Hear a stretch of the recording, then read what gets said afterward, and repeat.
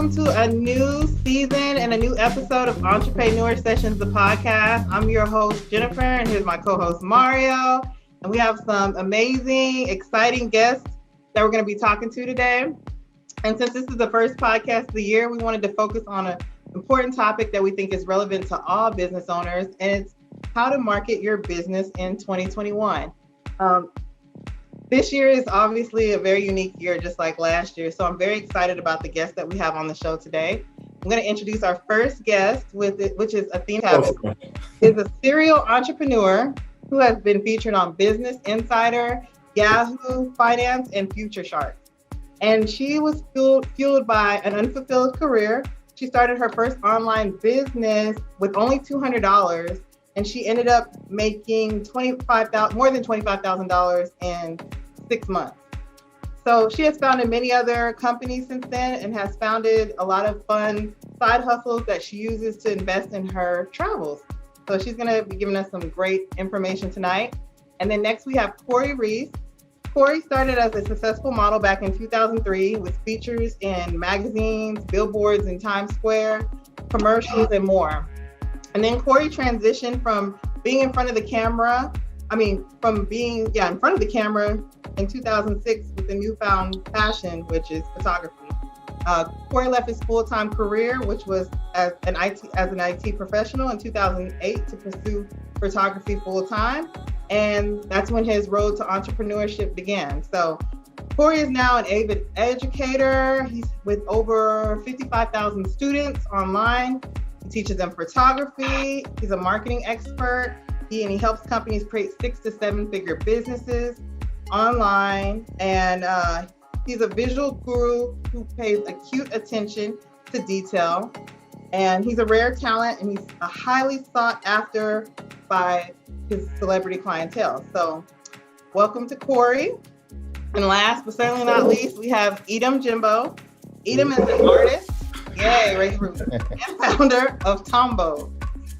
It's a storytelling shoe brand that leverages fashion, music, and art as an angle to stand out with the hope of inspiring self-belief, pride, and ownership. The collection is particularly unique as each shoe model includes a matching song to drive home the mission of the brand and help consumers feel more attached to their kicks and culture. So welcome to all of our guests. I'm going to let Mario go ahead and kick it off with the first question for tonight. So Mario. First of all, thank you guys for being on the show today. Thank you for taking the time. I know everyone's busy. But I feel like there's a lot of knowledge that a lot of people could acquire from each and every person on this podcast. So start up everything. We've been in a pandemic for about a year now. Some of the pivots, we want to kind of discuss, what are some pivots that you've taken in order to, make your business kind of adapt to the so-called norm. And so Athena, ladies first, what are some things that you've done to kind of transition your company and business to adapt to, what we consider to be the norm? Yeah, that's a great question. And obviously we're all now very used to Zoom and virtual meetings. So everyone's had to pivot in that sense. But it's especially challenging in my perspective with a team. And the biggest pivot we've had to make is making it still fun for our team and having a really awesome company culture. Over the past year, obviously servicing clients virtually is a little different, but for us, it's really been with the team. We have a pretty small team, but we have 4 team members, and we just really want to make sure that people aren't getting depressed at home working. Like, we don't want them to feel lonely. We still do weekly events, and we have like games. We also track our fitness together. We've come up with all sorts of fun ways to stay engaged. And even though, and especially since we're across the country, so we're on the West Coast and the East Coast, so we can't really hang out. And we found some really awesome ways to do that online. So that's been like the biggest thing we've had to pivot. And then obviously marketing's a little different. A lot of people have changed their marketing strategy. And for us, we're big on social media, but we've actually kind of lost the passion for Instagram. And like most people, we've transitioned to TikTok. And we haven't gotten into Clubhouse, but we've gotten onto TikTok, and we're also really prioritizing IG Reels. So that's been a huge shift for us, along with LinkedIn marketing we've gotten into. So we've had to really experiment with different marketing strategies over the past year and find ways to keep the team happy, healthy, and keep it still feeling like a family, even though we can't meet up like we used to. So that's really what we've worked on over the past year. I have a question before we roll into the next person's answer. You mentioned that you guys have kind of transitioned to TikTok from Instagram, and I want to understand more about that shift, like why you think you guys are more active on that platform right now. Yeah, so like many of you might have noticed, is that Instagram's really pushing shopping. That like they really want people to shop, and it's very aggressive in my perspective. And the engagement is really, really hard to have as a creator. And they're really making it very hard for new businesses, especially, to start an Instagram and then just organically grow their account. It's honestly pretty impossible unless you're making viral content with Instagram Reels. So thankfully they did add the Reels feature, because I do feel like that algorithm is supporting small content creators to go viral. But as far as feed posts, I mean, it's just horrific, like the engagement they'll give you. And you guys have seen it, they hide your content. So keeping the story post consistent, getting Instagram Reels are great. But TikTok, anyone could be a TikTok star. I love it. People of all ages, of all specialties, anyone can go viral on TikTok, and I absolutely love that.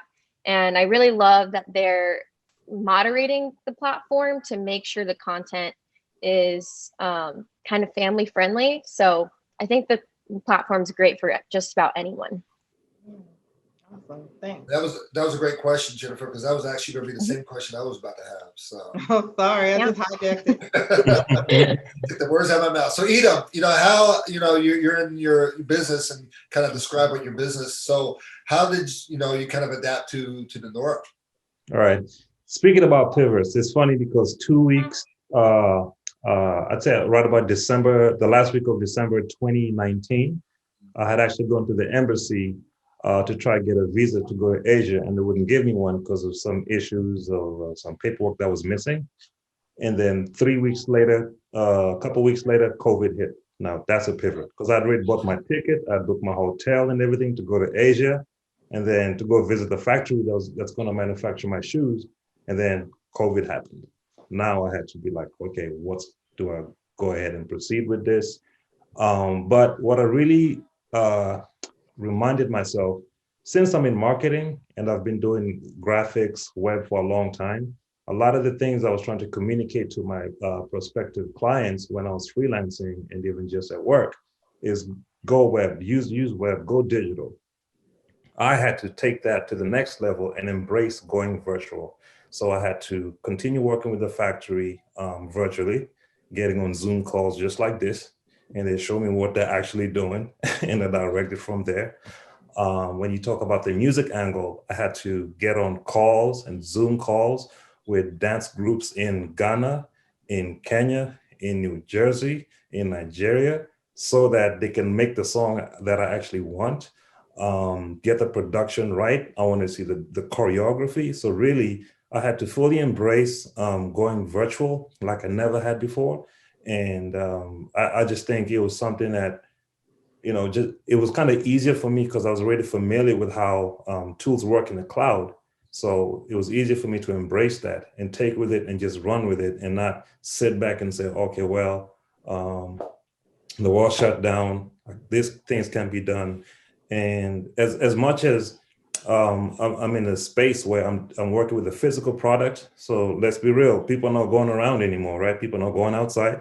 So shoe sales went down 70%, okay? Every shoe business was hit, so it's not just me. So that was kind of made me feel like, you know what, it's not that bad, but let me use this time to actually set up the infrastructure and get the operations, fine tune all the operations. So when things come around, then I'm really ready to scale. because I'd put feelers out to see what people think about the product I have to offer, and they loved it. So I took this opportunity to embrace what's happening and prepare myself when things come around. Yeah, that's awesome. And it sounds like you probably saved a lot of money too in the process of all. Yes, I sure did. Just traveling and everything, you kind of, put that money back into your business. Exactly, yes. And for the past year, I've been able to do that. Now that I'm seeing, this is even going to last a little longer. So I've become even more patient, right? Because I've learned from one of the things my mentor taught me about this business, going into business, especially long term, right? Don't even think about what's going to happen between the first 5 years. Just get your product right, perfect that. Think long term and have eternal patience. So that's what I've had to remind myself. Just be patient, nothing. Because I look at my competitors, right? Nike's been doing this for 40 years. Like, who the hell am I to think it's going to turn around like that? So I just need to be patient.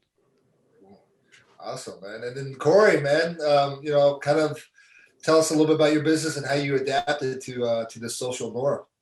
Yeah, absolutely. So I guess one of the good things for me is really during this time, like prior to this, like a lot of the infrastructure that I operate with is online. So for me, it was really about pouring on the gas in terms, and what I mean is that, obviously the physical service of photography, I did, when they were doing the shutdowns and things of that nature, obviously I didn't go to my studio. So I actually didn't shoot for an entire month, and I still was okay because I actually do digital marketing for companies. And one of the companies that I partnered with that we're working with was in the fitness industry. So the fitness industry has grew so much. When I'm talking about, she went from January 2019 to October without me, $9,000.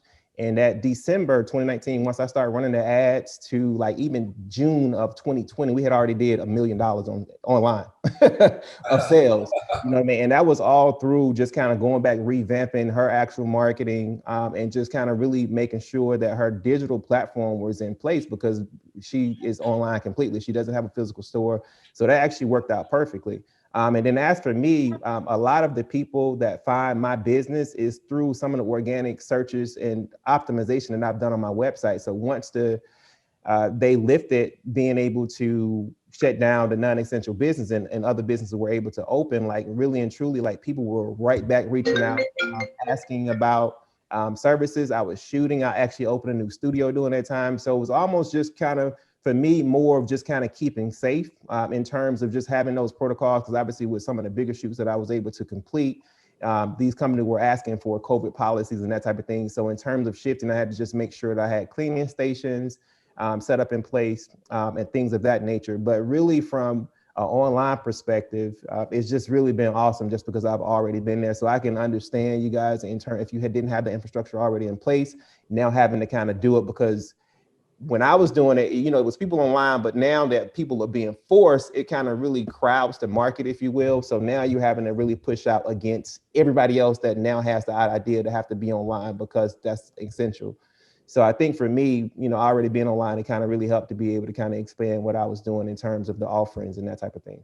So you already had kind of like your foot already in the door. So you kind of had an advantage right at the beginning. Correct. Yeah. Cause I actually, and just to backtrack, like, I put some training for photography training on Udemy in 2015, and like I've gotten a check every single month since 2015 from putting training on that platform one time.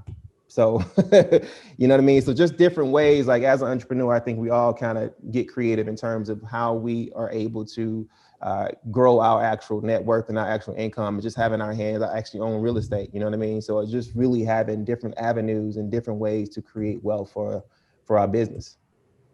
Shout out to that evergreen content though. You put it out there Right. one time and still getting a check off of it. Absolutely. And I'm going to update it because I want to do some different things, but I have updated, I should say, but I know the market is huge because like this is actually grown organically to over 50,000+ students at this point. Oh, no. Okay. Cool. So Athena, I'm going to throw it back to you real quick. What are some creative strategies you are utilizing to market your business right now? Yeah. So I wouldn't say this is necessarily extremely creative and it hasn't been done before, but having a digital community is extremely important if you haven't set one up already. And I actually have not pre-pandemic. And so my company, we made free WhatsApp groups, Facebook groups, and Discord groups, and entirely free networking groups. You know, there was we didn't even post ever. We never post ever about our company. Obviously, our company branding is there, so people know where to find us.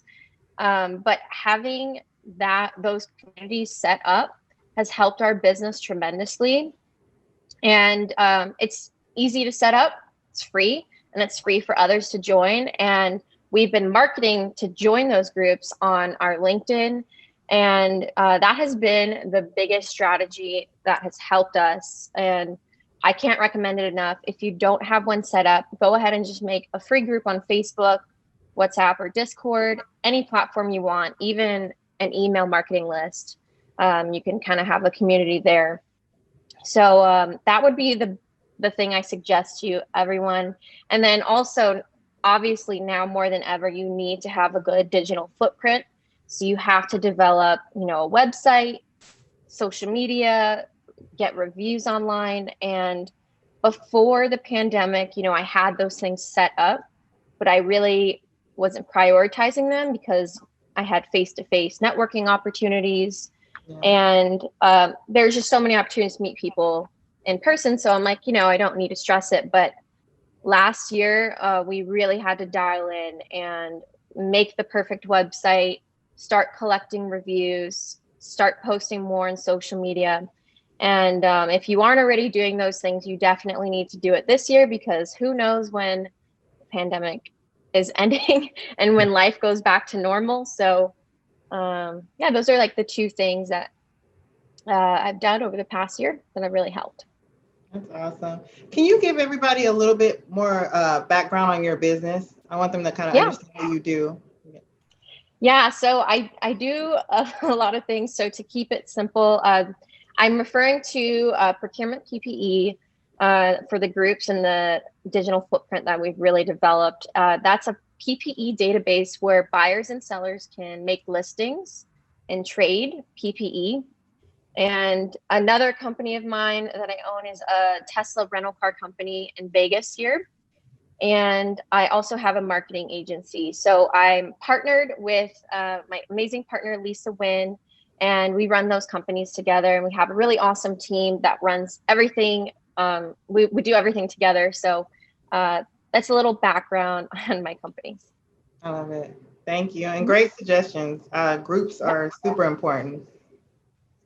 Edem?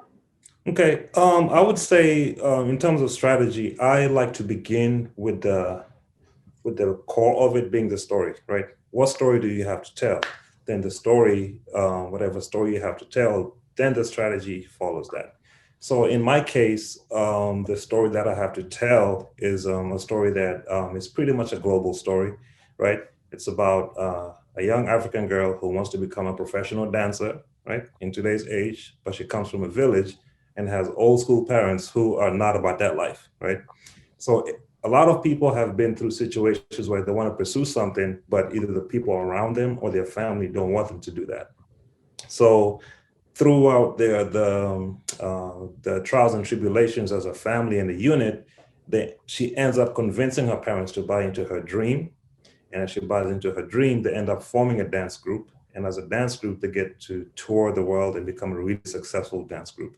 So it's more like a feel-good story.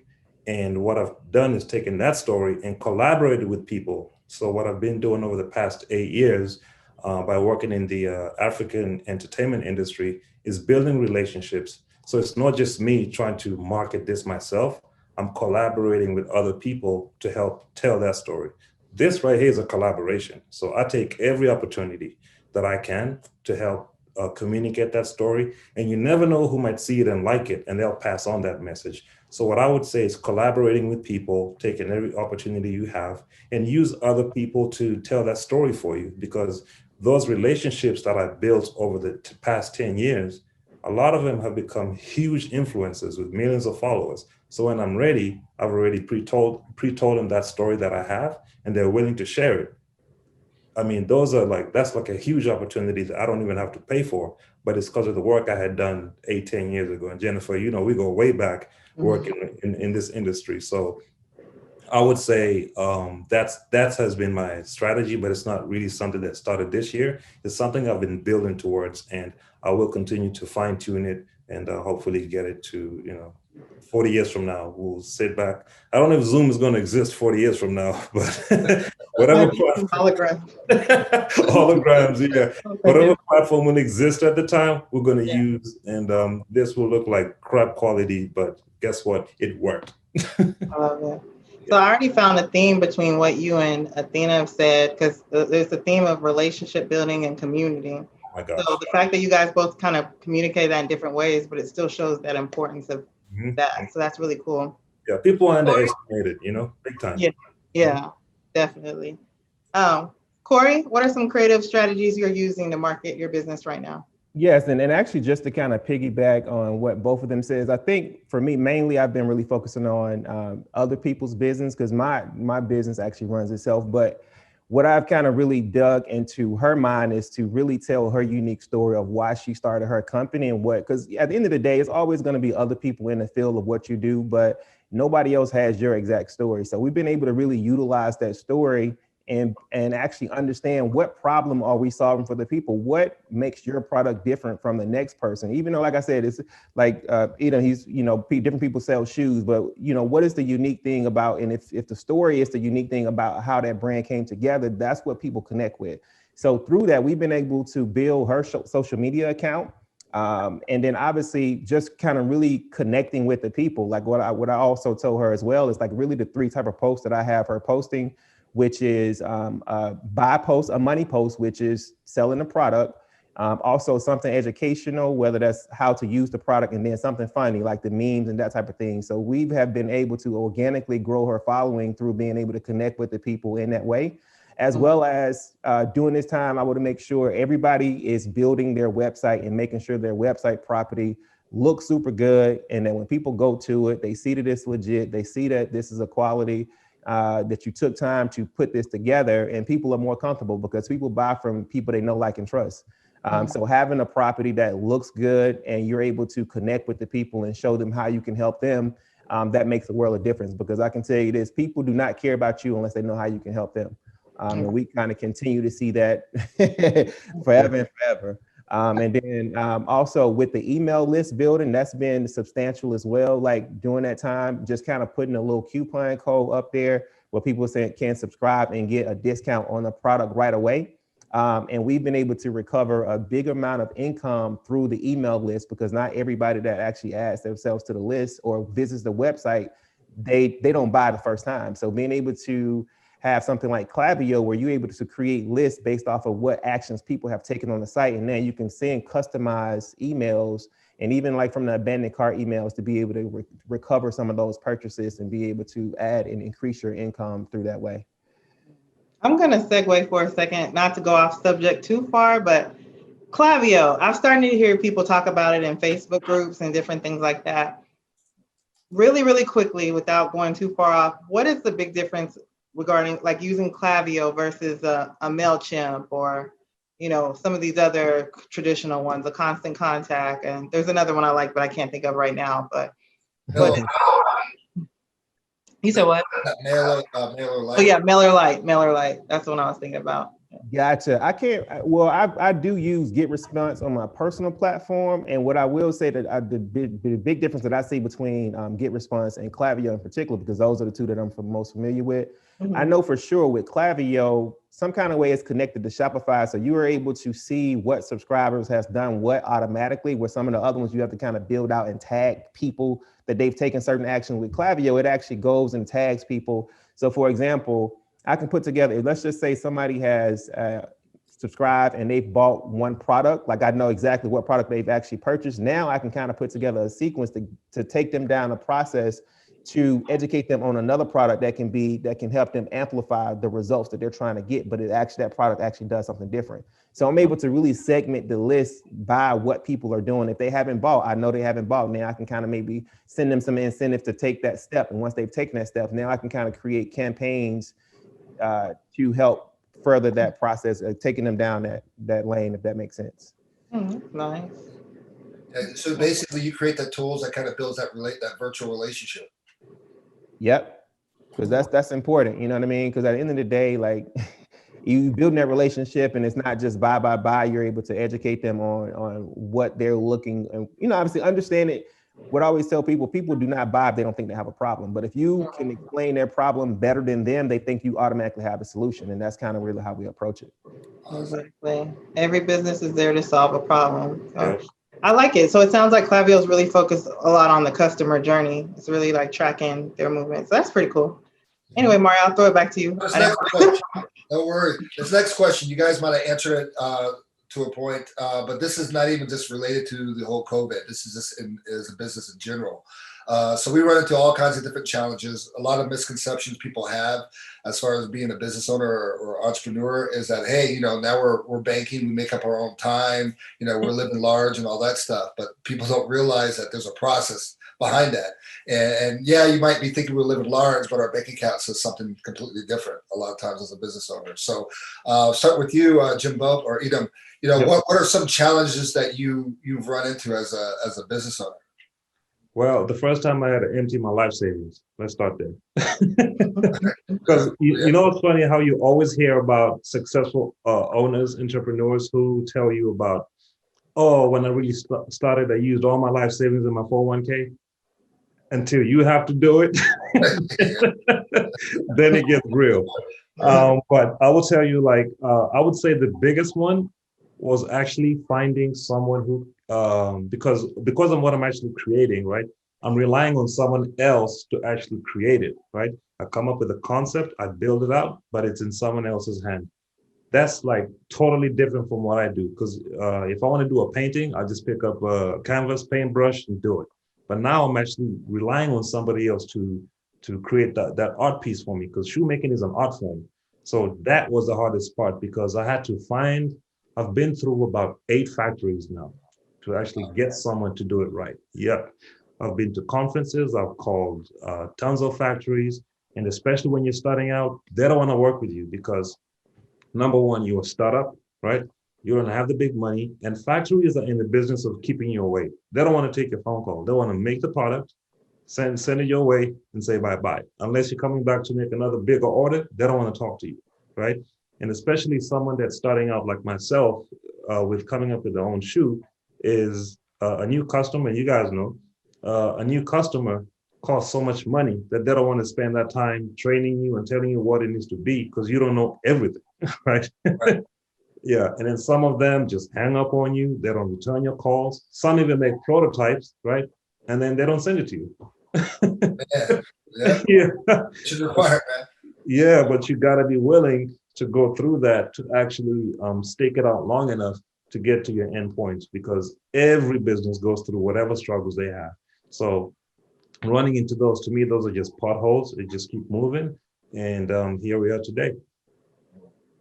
And Athena, what's some challenges that you've kind of encountered as a business owner? Yeah, so the big one for me is being a female entrepreneur.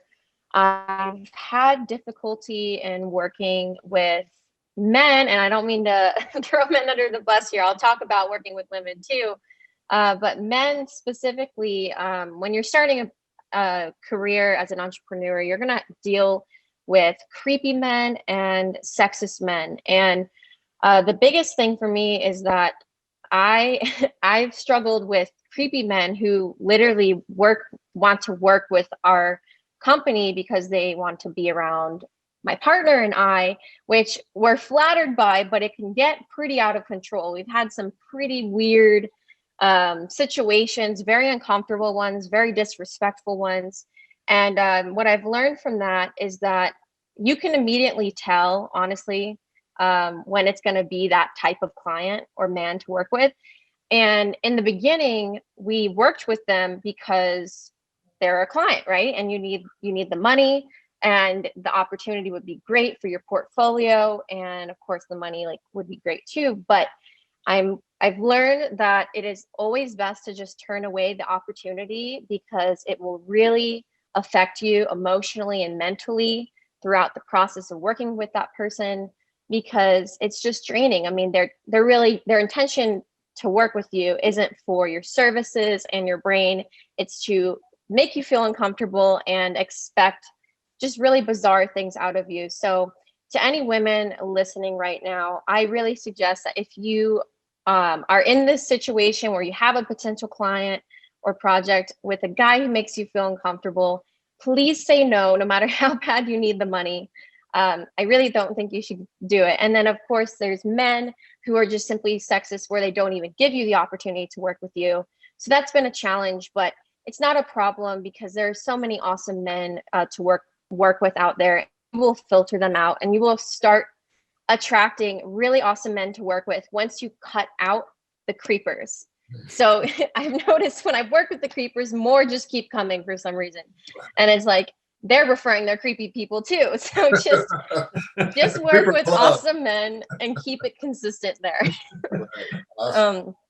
Yeah. And then working with women has been a challenge as well, because unfortunately it can be very competitive. And sometimes they're very indecisive. Sometimes working with men is great because they're like, okay, I know I want this and I like this. Women, they give you like a million ideas and options and different ways to go. And you're like, girl, just decide. I'm like, come on, let's wrap this up. Right. So that's like another challenge, but working with women is a lot of fun still. They're not competitive and it's super indecisive. And the other biggest challenge that everyone can probably relate to as an entrepreneur is having the wrong support system around you, whether that's friends, family, a relationship. And I really struggle with this for the first few years of being an entrepreneur. I really gave those people my time, and I really cared that they were affected by me being an entrepreneur. Like, you know, they don't really understand why you're putting in so many hours into something that hasn't made money yet. And they don't understand just why you're so involved in this thing. And it's just really hard when you're give those people so much of your time, and it can really slow you down in your goals as an entrepreneur. So I really suggest that you either cut those people out entirely like I've done, or if it's family, you know, try to set some boundaries and communicate to them that you would really like their support. And if they just simply won't, you honestly need to find a way to limit, you know, talking to them and spending as much time with them, because it will really hold you back from achieving your goals.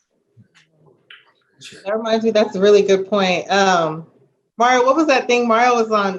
You saw something on Clubhouse or something when Elon Musk was on there, and somebody said, how do you motivate yourself? If what's some motivation you can give to somebody if they want to be an entrepreneur? And Elon Musk said, if you need motivation, you don't need to be an entrepreneur. True. That's good. And that's kind of the reason why we have these sessions, because even as a business owner, though, you're kind of on your own planet, you know, you're on your own island, because you're trying to do something that you feel like no one's ever done, you know. And even like as a web developer, as a videographer, you know, maybe there's a million videographers out there, but you're unique because you have a certain set of skills that no one else might have, or you might have a certain set of, you know, like artistic vision that no one else has. So it's kind of hard to really ask for advice, especially as a business owner. So, yeah. And then Corey, man, you know, some challenges. Absolutely. So I would say the biggest thing for me, and my advice to anybody that's looking to be an entrepreneur, is that just to kind of my backstory in terms of having my degree is in computer information systems. So me working a full-time job, when I bought my camera and started shooting, the bug bit me, and I'm like, man, people, you know, I was starting to kind of get some work and I was getting paid. But what I didn't realize is that, you know, obviously my full-time job was paying most of the bills, right? So when I left, even though I had money saved, like it just so happened they had offered a voluntary leave. And this was 2008, like right in the middle of the recession. They were asked, like I work for the airline. Mario, you know, I flew to Dallas to work on a website. But anyway, so when I left, and what I quickly had to realize that it wasn't just about me having great work and people liking me. What I learned is that if you don't know how to market yourself, you will lose, because that's what happened to me. 8 months later, my account hit negative for the first time in my life. And I'm thinking like, what in the world just happened? Right. So and there I had to really go on a quest to really figure out how can I market myself? How can I put myself in position to be able to charge what I want to charge? How can I get in front of the people that are looking for the service that I have to offer? And that's really all marketing is, guys, is that how can you put your service that people are looking for, that the service that you specialize in front of people that's looking for your service. And as long as you're doing that, you will always win. When you're selling, when you're trying to push something on somebody that they don't need, right? So if you're able to now figure out, okay, what is the offer or service that I actually have to put on the table? How can I find the people that need that service now? And how can I convert the people with the money to pay for it into customers, right? And if you can put a system around that, you can win regardless of what it is. So that was my biggest challenge, just kind of really having to find out the hard way that you did definitely have to have a plan in place of how to market your business, as well as how to make sure you understand the problem that you're solving for your customers and making sure that they're clear on how you solve that problem for them. Because if that's the case, you never will go broke. Excellent. Yeah, because I know when I first started in the business, I saw that little minus sign. I was like, what does that mean? Do they still owe me money or work out? Yeah, right. All right. So are any of you guys utilizing Clubhouse to market your business? I know, like, I was getting invites and people were like, join Clubhouse. And I'm an Android user, so I was extra salty about it because I had to go get an iPad just to join. Right. That's how they discriminate on us Droid users. But I've joined and it's busy. I'm still just kind of like watching and listening, trying to see. I know how we could probably fit in, but I was like, between TikTok and Instagram and Clubhouse, and these Clubhouse people stay in these rooms for like 6 or 7 hours just talking. Yeah. I'm like, how are you a multi-millionaire, 6-figure, whatever, and you're on Clubhouse like 7 hours? I don't know how they do it, but anyway, I just wanted to ask real quick, are any of you guys I know Athena, you said you're not on it yet. Mario, I know you've been on it a little bit. Edem, Corey? Yeah, I've been on it.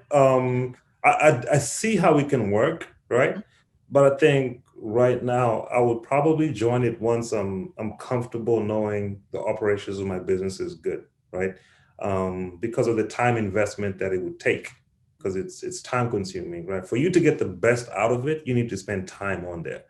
And what I've seen is there's really no search function for you to find exactly what you want, right? It's just basically what's recommended. And you're like, okay, you look at some rooms and okay, this is cool.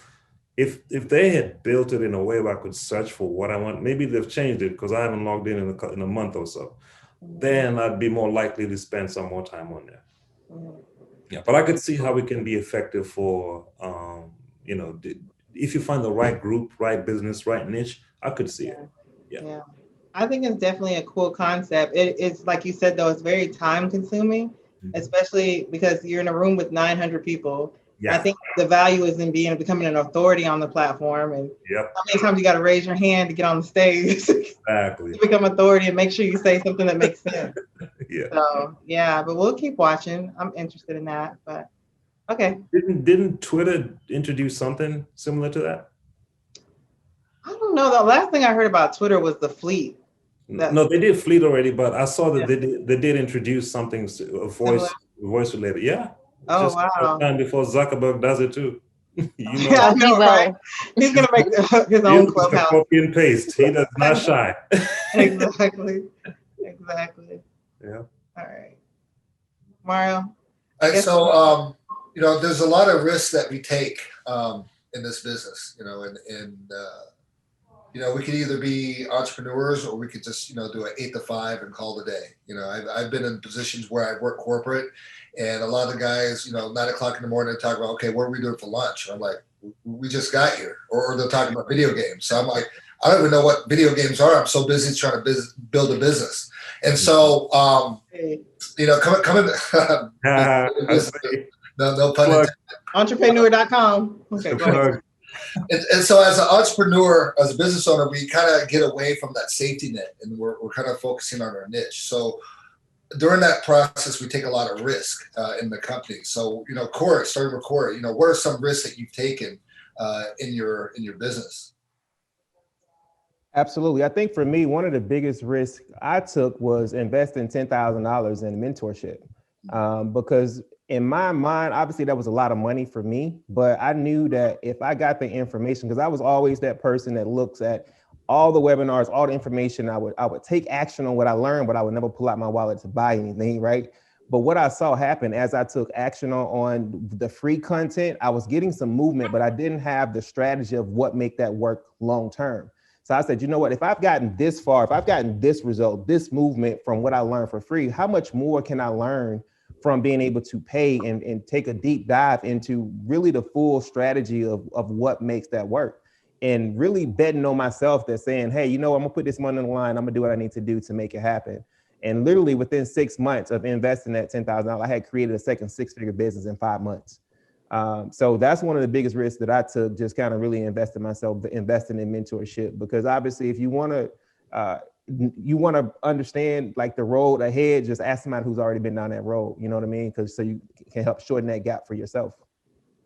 Beautiful. And Athena, what about you? What's some of the risks that you've taken outside of, taking creeping men as a couple of clients? What's some other risks that you've taken? Yeah, kind of going back to what he was saying, it goes to investing money. You have to spend money to make money. Mm-hmm. And the sooner you do that and the sooner you relax and just, start making marketing investments and other investments that are essential to really take your business to the next level. That's really been the biggest risk for me. It's just taking my savings or taking the earnings, and instead of keeping it for myself, just reinvesting it back into the business. And, it's risky because there's no guarantee. It's the same thing as going to a casino to gamble. I mean, you have no guarantee with the results. So obviously you really do want to make sure what you're investing in could potentially have a return. But there's countless times where I have invested in a marketing campaign, invested in an influencer, even invested in mentorship programs that got me absolutely nowhere. And I've even gotten involved in some scams. I've had that many times actually over the past 5 years. So you got to really just move forward and learn from that and try to avoid having that happen again. But I mean, if you have one scam that you purchased or, you got into something that didn't work out, you can't, let that hold you back from going on in your entrepreneur journey. It's going to happen. And true entrepreneurs know that, and they're born for it and they can handle it. And that's actually something I've seen many entrepreneurs stop and go and get a job because they had those risks that they've taken fail, and they emotionally can't handle it. Obviously, financially, they suffer too. But you really have to build that strength and become resilient from the risks that you take that fail. So hopefully that answers your question. That's beautiful. And especially, you need to invest in yourself. Like you guys were saying, it's going to take money to, take money to make money type of thing. Takes a lot of money to make money. Definitely. You brought up a really good point. We might do a podcast on how to recognize a scammer in business. Oh yeah. Oh, I'll be on that one for you. Okay. I got you. Awesome. And Edem, man, I know, there's some risks that you've taken. Oh yeah, I'll even, since I kind of mentioned the money before, I'll go further back. Just the risk of coming to the United States to pursue an art career, right? To pursue an art degree. It took a lot of convincing, to get my parents to believe in that, that I would actually make something out of it, right? Because in the early 2000s, art was not really a career in Kenya, in Africa, not really. It's changing now, right, with the times. But in the early 2000s, that was like a no-no, especially because I had gotten admitted to study law in South Africa, right? Like, you're going to be a lawyer, you'll make a lot of good money. What are you doing? You want to go draw and paint? Nobody's going to do anything for that, But just me believing in myself, I got on the computer, I got online, and I found a school. And I applied for an art scholarship. They asked me to send my work, and I got an art scholarship. So I just pursued, I believed in myself, and I found the school myself, and I told my dad, like, hey, look, I got an art scholarship. He said, oh, wow, cool. So I don't have to pay for everything. I know, right? So it's just me believing in myself, going out, finding an opportunity. And then even when I got here, I lived with my cousin who knew someone who was an artist, and he was discouraging me from doing art. Wow. Yes, he was like, He's nah, an artist. yeah, you're not gonna make any money, blah, blah, blah.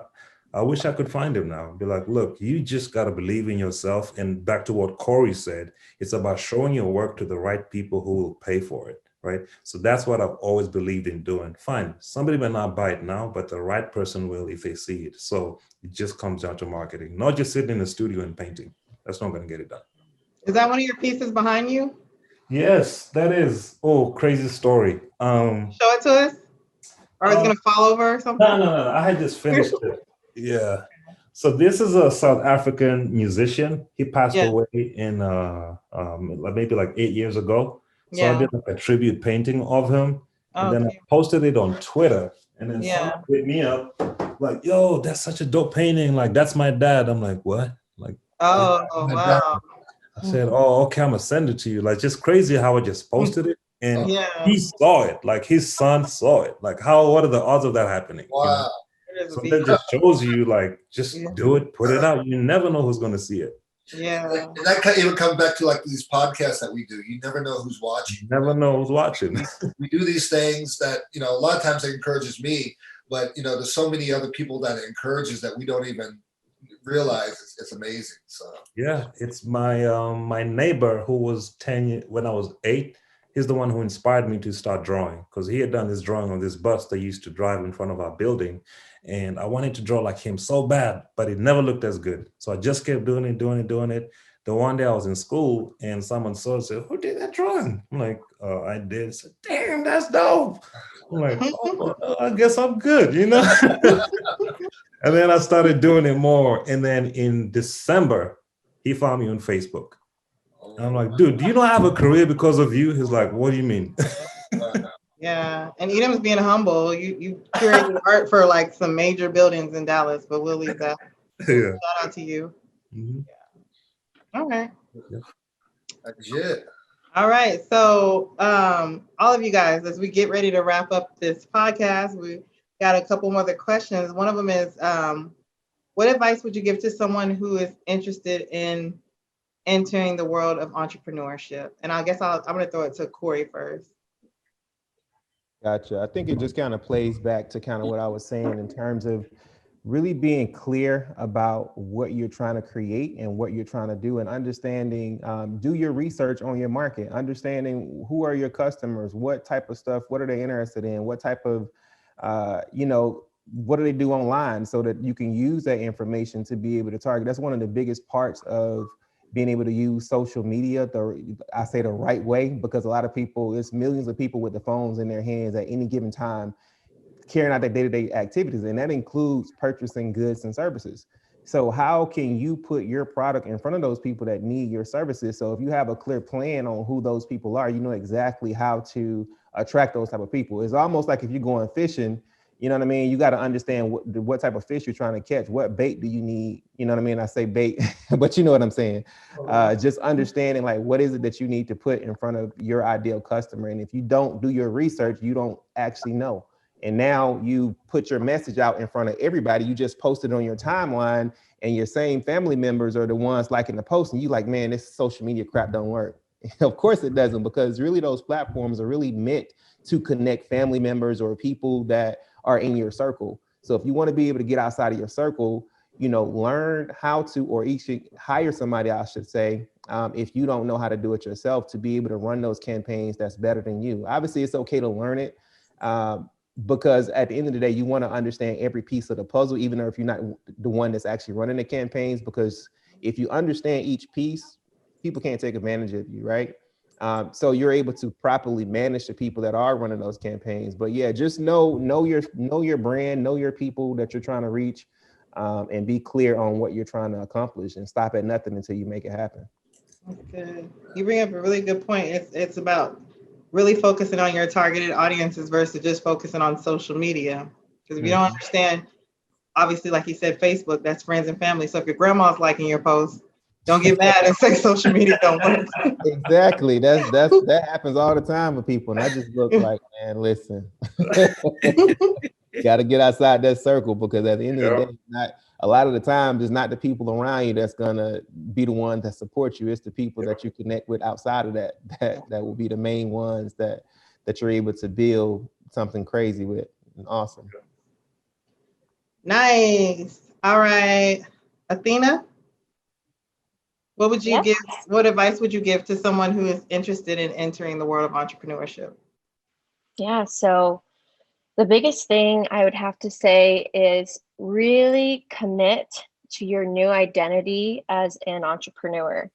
So when you first start off, it's really weird because you were previously employed by maybe a company, or like me, I was a college student. I was 18 years old. I was fresh out of high school when I started my first company. So my identity is supposed to be this, college student who has her side job while going to college, and that's it. Like, that's what I'm supposed to be. And so when I told everyone, my friends, my family, my social media accounts, hey, I have a business, I'm an entrepreneur, it was like people were rejecting it. It was so weird. They were like, well, aren't you a college student? You have no business knowledge. You're only 18. Like, what are you doing? And it's really hard because, like we've all said on this discussion, you're kind of all on your own. And so you have to really commit to being an entrepreneur and saying, no matter what I was doing before, this is who I am now. This is what I'm going to be doing. You're either with me or you're not. And it's just how it's going to be. And another thing is, throughout your first few years of entrepreneurship, I feel like a lot of us kind of pivot what we're doing as a business owner. I've done so many different businesses in such a short time because I'm really trying to experiment with what I truly love. And I know that I love creating businesses and being an entrepreneur and employing myself, but I still feel like I have another business out there one day that I'm going to start that I would want to do for the rest of my life. And sometimes people think that they start a company and they just have to keep doing that because that's what they started. And like, you're supposed to have companies for an entire lifetime, because it was kind of like that in the past. And oftentimes you hear family businesses are passed down, and none of my businesses have been around for like longer than a few years before I sell them or exit, because I'm really constantly experimenting with the exact type of business I want to have. So I've gone from e-commerce to agency life to having a rental car company and like creating a database for PPE. It's been all over the place. And I often get judgment on that, and I just don't care. I'm like, I want to figure out which business I really love the most and what can generate the most value for others. So it goes back to my advice: really stick to identifying as an entrepreneur, no matter what business you try and fail. Keep going until you find the thing you love, and it'll really make you happy. I really like the fact that you don't listen to what people say, because people only speak from their own experiences. So when people are like, oh, you're 18, you're supposed to be in college. And all of these things are systems. I'm pro education. We're all educated. We all went to college. Most of us went to grad school, but that's not what really makes people successful in life. Being successful in life is really following your passion and having the tenacity and the consistency to continue to work at something and build. So I really like that you keep, enforcing the fact that you kind of charted your own lane and that you don't limit yourself either. If you look at some of the most popular people right now, like even that Elon Musk Clubhouse that we talked about, it was maxed out. The room was maxed out, and they were creating different rooms just to talk about what was going on in the main room, because people couldn't get in there. And if you think about somebody like Elon Musk, he doesn't think traditionally. He's thinking about space, and he's thinking about cars that don't use gas and everything. And I'm sure a lot of people told him that was crazy and that was weird, and no, everybody's not gonna. And now, I don't know how accurate this is, but somebody told me by the year 2030 something, all cars are supposed to be electric, like they're getting all the way away from gas. So sometimes the things that people think are crazy, that's just the vision that was given to you, and that's just for you to execute. So I really like that you said that. Thank you. I would say it's simple, right? Because whenever you start up, you have all these ideas that are just, clouding your head, and there's all this noise. So you kind of have to let the dust settle. Be very clear, like Corey said, about what problem you're trying to solve. solve it for that small group of people, right? That will help spread the message for you, because once you solve a problem for a group of people and it works, then you can scale it up and solve that same problem for other people. Because at the end of the day, the best form of marketing is still word of mouth, right? Because people, like, if I tell you to buy something, you're more likely to do it than an ad that you saw on Facebook. Sure, that can work. That's more of the nurture side of things, but keep it simple. Be very clear about what you're solving, like Corey said. And same thing Athena said, some people just can't come with you, right? And that starts to happen, especially when a lot of your friends, family, they're spectators. They're watching what you're doing. They may not be saying nothing. They may not be commenting. They may not be supporting, but they're watching. And all of a sudden, they start hitting you up and have all these ideas when they see things are working. But you have to be able to distinguish, are they really supporting me, or now it's popular to support me, because you start to, our human instincts can typically smell those rats, And